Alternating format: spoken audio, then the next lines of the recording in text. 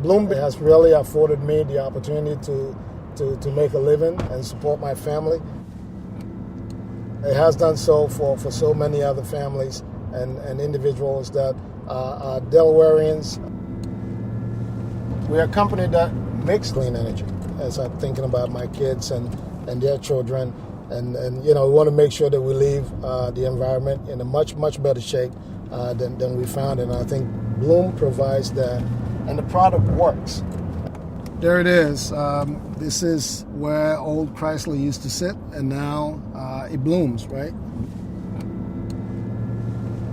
Look at the map of the world, and there's so many different spots that at night it's just not lit, right? So why not us? Why not Bloom? And to be in a small state of Delaware, less than 1 million people, producing something that is going to impact the world in that way, I think it's incredible.